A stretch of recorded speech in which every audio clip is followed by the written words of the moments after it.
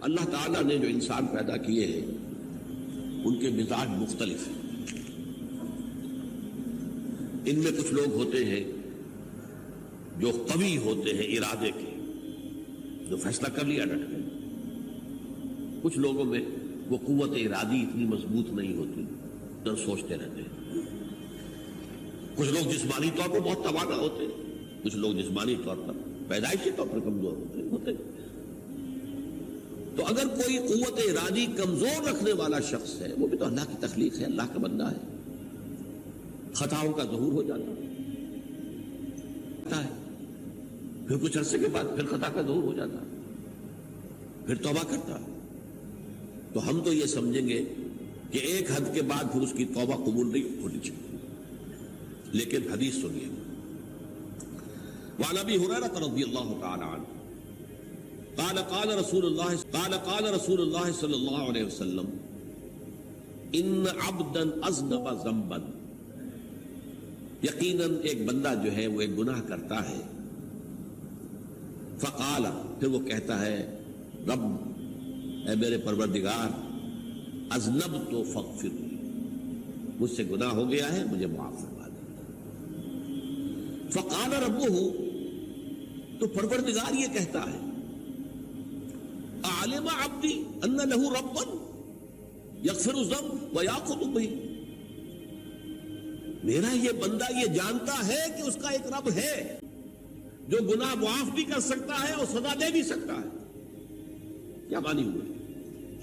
گناہ اس نے کیا ہے لیکن جانتا ہے اللہ کو کہ وہ معاف بھی فرما سکتا ہے، تبھی تو وہ اللہ سے معافی کی درخواست کر رہا ہے. اس کے اس جاننے کی بنیاد پر، اس کے اس علم کی بنیاد پر، اس کے اس ایمان کی بنیاد پر فرمایا غفرت لعبدی، میں نے اپنے بندے کو معاف کر دیا. ثم مکث ما شاء اللہ، پھر وقت گزرا جتنا کہ اللہ نے چاہا. ثم اذنب ذنبا، پھر اس سے گناہ ہو گیا. فقال رب اذنبت ذنبا فاغفر، پھر کہتا ہے پروردگار مجھ سے گناہ ہو گیا، پھر مجھے معاف فرما دے.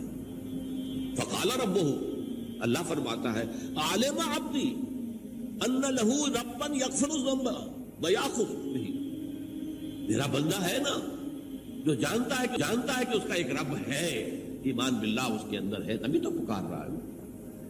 اور یہ بھی جانتا ہے کہ وہ گناہ معاف بھی کر سکتا ہے اور چاہے تو پکڑ بھی سکتا ہے، سزا بھی دے سکتا ہے.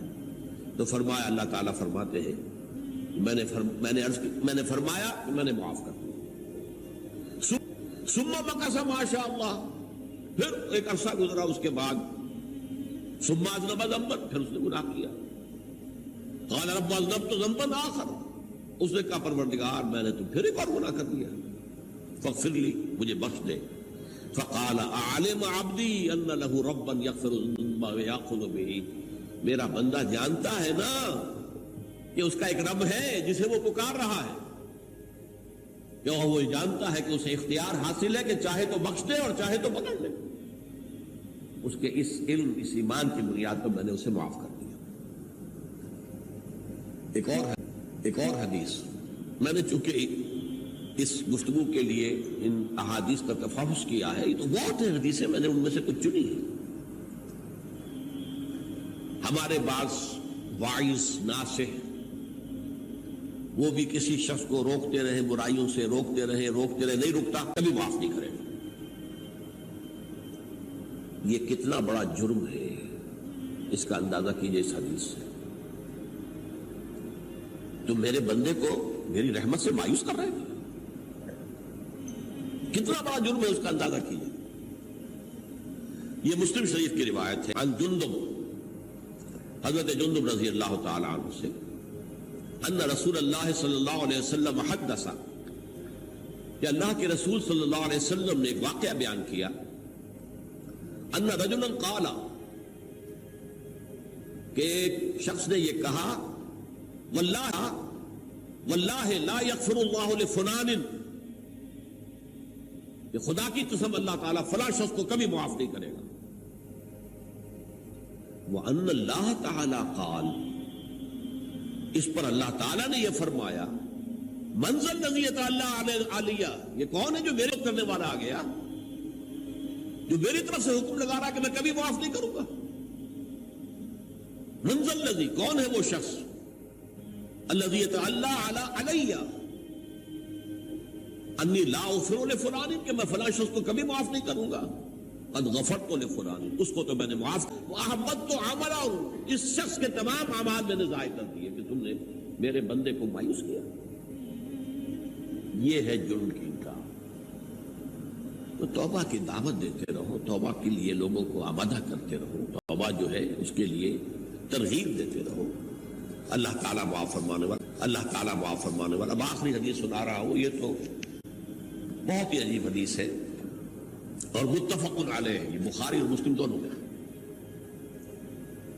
حضرت ابو سعید الخدری رضی اللہ تعالی عنہ جو ہے وہ اس کے راوی ہیں۔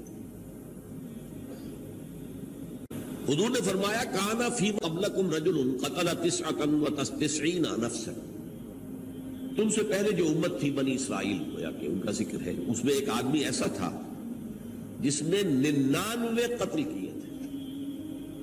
اب آپ اندازہ کیجئے کتنا بڑا گناہ کبیرہ ہے قتل۔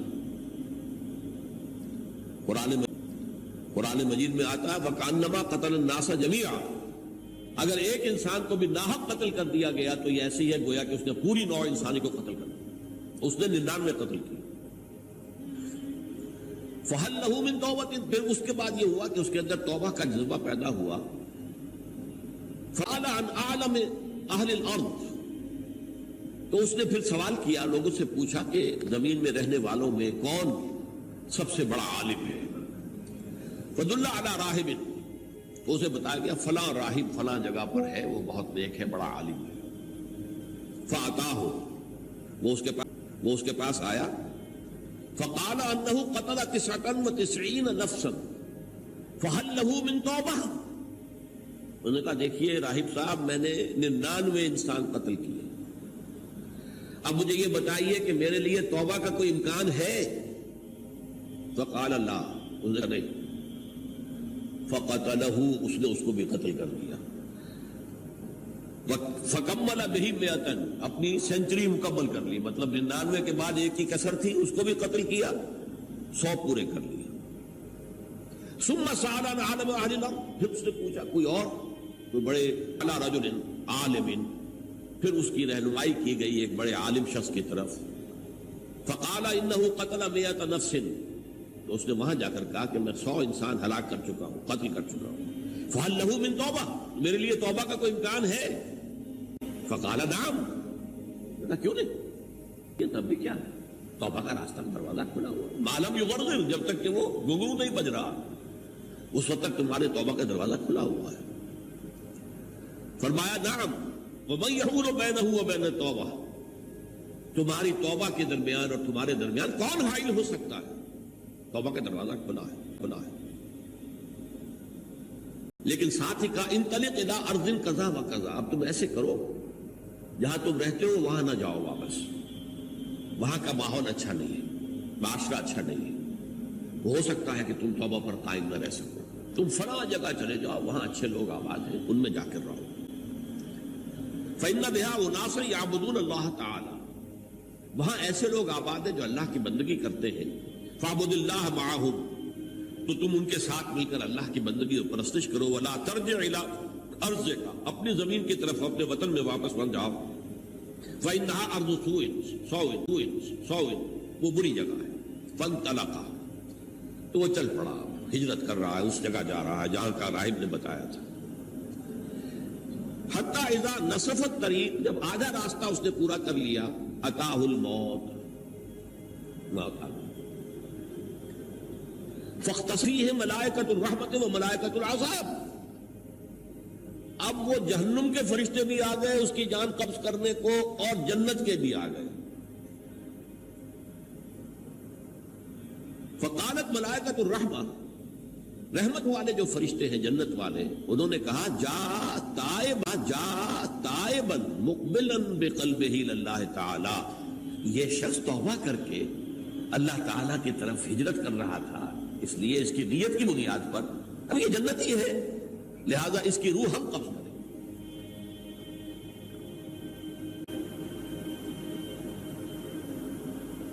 وقالت الملائکۃ العذاب، اور وہ جو عذاب والے فرشتے ہیں وہ کہیں گے انہ لم یعمل خیرا قط، تو نے توبہ کے بعد کوئی نیک عمل تو کیا ہی نہیں، تو کس بنیاد پر اس کو تم جنت میں لے جاؤ گے؟ اس کو تو دوزخ میں جانا چاہیے۔ فاتاہ ملک فی صورت آدمی، ملک فی صورت آدمی، تو ان کے پاس اللہ نے ایک اور فرشتے کو بھیج دیا آدمی انسانی شکل کے اندر، فجعلوہ بینہم، ان فرشتوں نے کہا بھائی ہمارا فیصلہ کرا دو، اس کی روح ہم لینا چاہتے ہیں یا ہم لینا چاہتے ہیں، انہیں حکم بنا لیا۔ فقال قیسوا ما بین الارضین فإلی ایتہما کان اقرب، کہ تم فاصلہ ناپ لو جہاں سے وہ چلا ہے اور جہاں جا رہا تھا اور یہاں اس کی موت ہو رہی ہے، تو کون سا فاصلہ زیادہ ہے؟